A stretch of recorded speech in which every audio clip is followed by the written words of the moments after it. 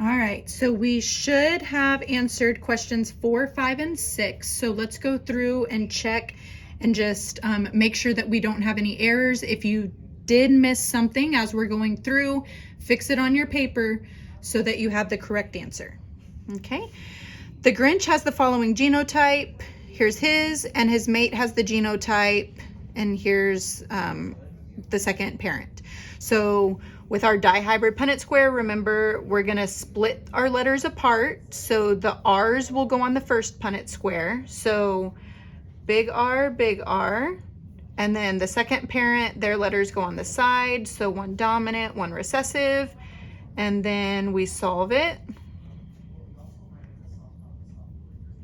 All right, and then our second Punnett square is for the second set of letters. So those were the E's. So the first parent goes at the top. So it was homozygous recessive, 2 small e's. And then we have heterozygous here for our second parent. And we solve. All right, and then we look for our final question. It wants to know, what is the fraction chance they have a child with the genotype big R, little e. Okay, so 2 big R's, so we're going to go circle those. And then 2 recessive E's, 2 small e's, we circle those. So 2 out of 4, 1, 2 out of 4 boxes total. Same thing over here, 2 out of 4. You have to multiply. 2 times 2 is 4. 4 times 4 is 16. And it did ask for a fraction, so we can either leave it that 4 out of 16, or we can simplify, we can reduce that, and that's the same thing as 1/4. All right, question number 5. We have Max's genotype, and then it says Macy is homozygous recessive in all traits. So homo means same, and recessive means small. So if we're using D's and T's, she's got all small letters. So hers would be small D's and then small T's as well. All right, so we have our 2 parents. So we're gonna do the D's first. So heterozygous, 1 big, 1 small, and then the second parent had 2 small. And your Punnett square should have looked like this. And then we take our second set of letters, which were the T's. We put the first parent at the top, so the 2 dominant T's. And then the second parent had 2 recessive T's. And we filled in our Punnett square, so yours should have looked like this.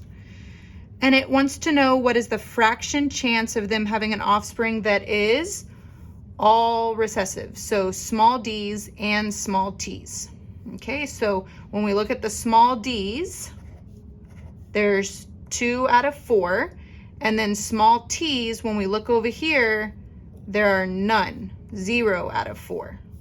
So when we multiply our fraction, 2 times 0, that's 0. 4 times 4 is 16. So there's a 0 out of 16 chance. There is no chance that those 2 parents could have this offspring. All right, and then finally, let's look at number 6.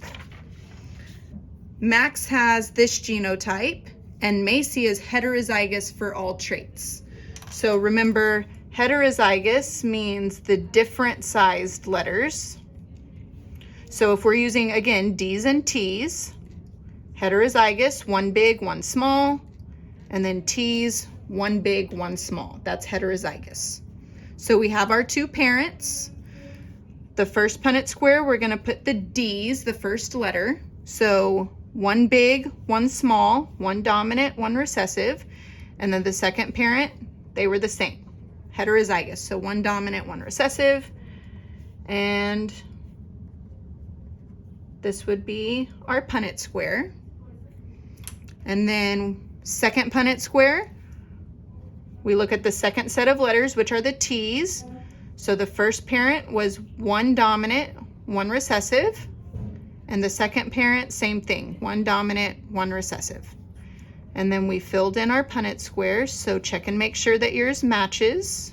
Yours should have looked like this. All right, and it wants to know what is the fraction chance of having an offspring that is all recessive. Okay, so small d's, so if we look at our first Punnett square, small d's, it's just this one out of 4.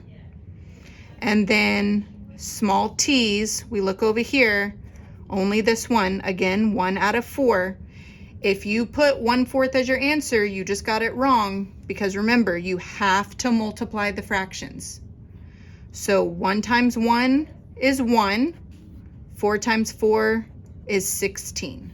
So that would be our final answer, 1/16. There's a 1 in 16 chance that those two parents would have that offspring.